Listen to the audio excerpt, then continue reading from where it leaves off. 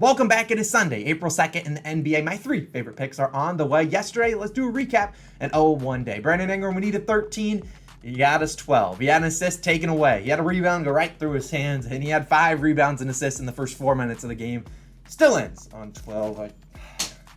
Man, that's just, I'm glad the same garbage that happened in March still happening in April. But either way, we're going to dial back in. We're going to have a great rest of the regular season, a great playoffs, and absolutely crush the books because I am angry at them right now based on how bad of beats we're having recently. But we do have a new sponsor on our channel. It is Sleeper. A lot of people use Sleeper for fantasy football, but they have a pick section that's very similar to PrizePicks, Underdog, No House Advantage, our other sponsors, and they have the same kind of sign up. If you sign up using our code COS or the top link in the description, you get a 100% deposit match up to $100. Later on in this video, we're going to try to turn $25 into $500 on their app. So if you want to tail me, you certainly can. I appreciate everyone that uses the code. I like to do these sponsorships with these daily fantasy apps because one, that's no cost to you guys for signing up. I mean, you get a deposit match, you get free money to kind of place on some other things. And two, there's a lot of different options out there. Some of these, they have lines that go up and then immediately when someone puts out a play, they disappear, and while other ones don't. So if you ever want to line shop, it's a great place to do it. They have better payouts than some of the apps I just mentioned. So if you want to take advantage, cool. I get paid based on how many people sign up using the code, not based on revenue sharing plans like the people that say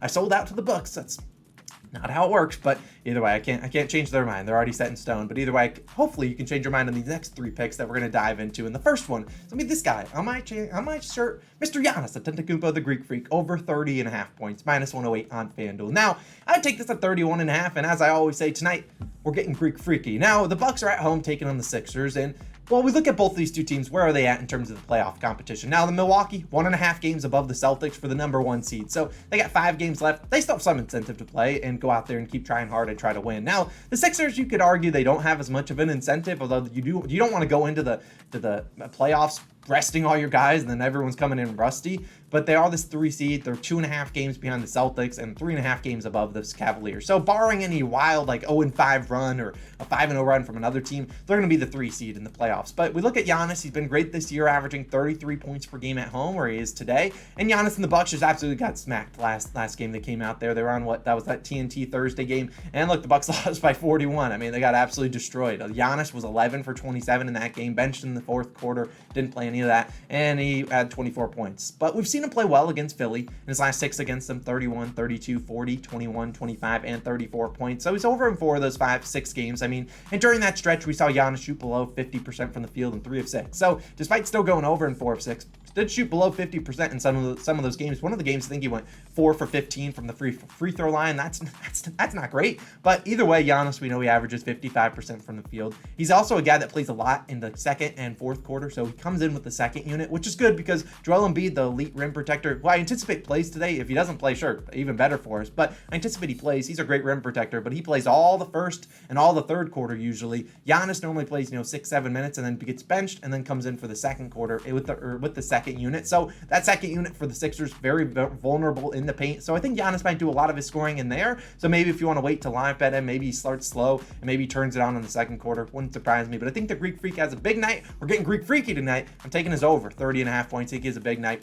It's Giannis. We'll ride with him. Now, my second play of the day, another very good guy, another guy that was in the MVP conversation earlier this year. He'll get some, 3rd, 4th, 5th place MVP votes.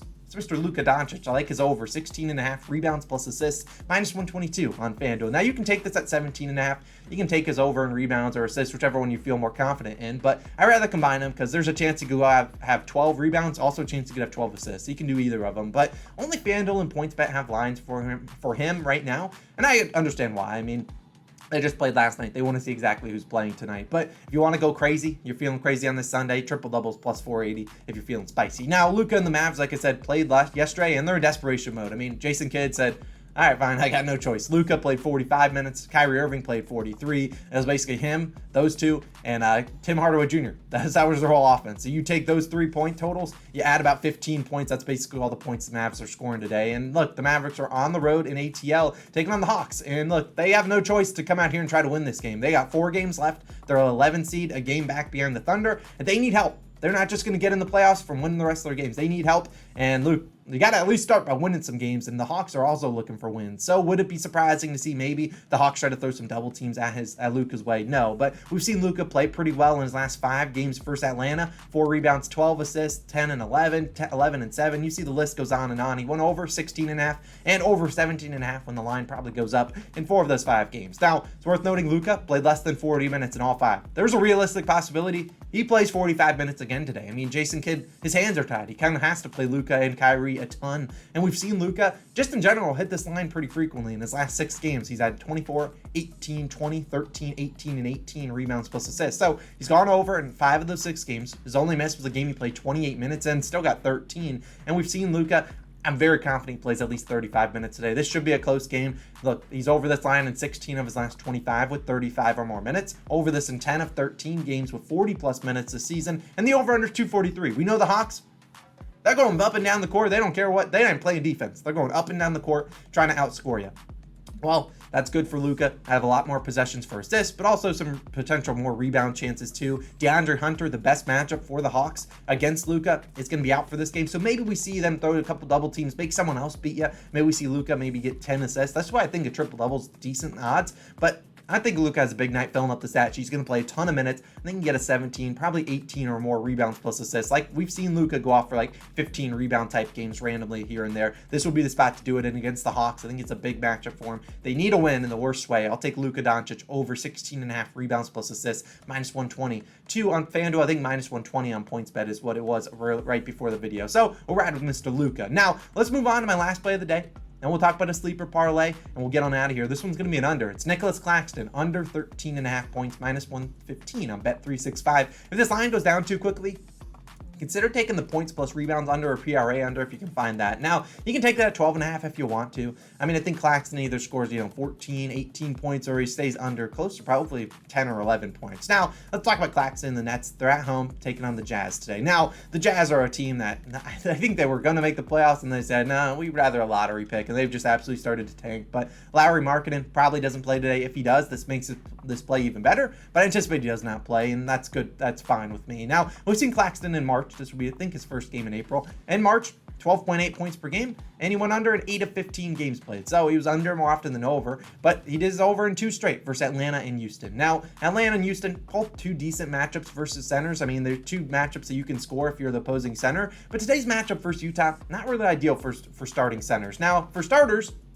Claxton going to be defended by Walker Kessler. Now, the Kessler, the rookie, has been very, very good this year, especially on the defensive side of the court. He's one of the better rim protectors, better paint protectors the league has to offer, and he's only a rookie. Now, we've seen, now, how do you beat this Jazz team recently? He's just shooting 3-pointers. They're giving up the most 3-pointers over the last 10 games. So, Mikal Bridges, DFS, maybe Cam Johnson, Spencer Dinwiddie, all these guys should be able to shoot some threes and knock them down. But we've seen, unfortunately, Claxton, not yet, that is. He doesn't shoot threes. Now, if he start knocking out threes today, then whatever. I'll chalk it up to the game. But we've seen in 7 games, Claxton went over in March. He had to shoot 80% or better in 5 of those 7. So he was absolutely just cooking. He was making every single shot he was putting up there. Unfortunately for him, over the last 15, fortunately for us, over the last 15 games, the Jazz allowed the fewest points per game to centers at just 16.59 per clip and the lowest field goal percentage. So, look, Walker Kessler is doing a great job protecting the paint. He plays a lot of drop coverage, which is why you see a lot of guys getting open threes. But a guy like Claxton who relies on people dishing it to him, getting some easy layups or dunks, I just think Kessler's going to contest those. Kessler also not afraid to foul either. I'd rather him foul than give Claxton a free layup and potentially send Claxton to the line. So I think Claxton, this isn't a big game. This is a guy that relies heavily on other guys to do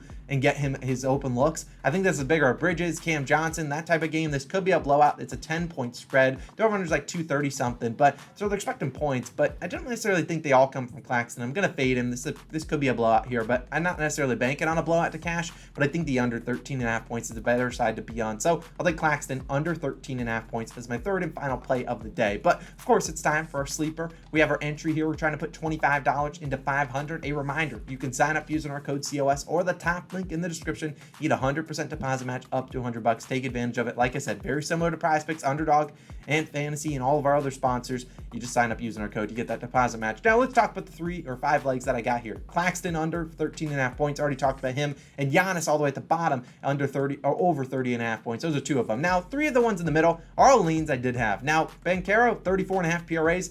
the high PRA line. I know the Pistons don't play a lick of defense, but I think this is more of a big game from everyone else on this Magic team than it is Banchero. I mean, 34.5 PRAs is not easy to hit. You need to have at least 20 points to probably get that if you're Banchero, but there's a realistic possibility he could have 25 points, 7 rebounds and 2 assists, and he's still under that line. So I think that's too high of a line for Banchero. I leaned his under. Now, Shai Gilgeous-Alexander leaned his over 30.5 points. He's been cooking. They're at home, desperate need of some wins too. So I think Shai can go out there and do his thing. I like his over in points. And then Josh Okogie, the guy that's probably guarding Shai, I liked his under 10.5 points because, well, there's foul trouble there. Also, not a lot of volume with Kevin Durant back, and I just think there's a lot of different ways for him to go under. So, $25 to win $500. 2 of those plays are our official plays that will track towards our normal record, but hey, if that's max, that would be absolutely electric. So, I know a lot of you guys love these sponsorships. Hopefully, you've been taking advantage of the deposit match offers, and hopefully you've been turning that into more and more money for yourselves. But look, it's free money. Take advantage of the deposit matches. I'd appreciate if you use the code. If you don't want to use it, that's fine. It's okay. But love you guys. You guys have a great Sunday. Let's go 3-0. Let's cash that sleeper parlay. Let's have a great Sunday. I'll see you guys back again, same time, same place, Monday morning. See you guys then. Peace out.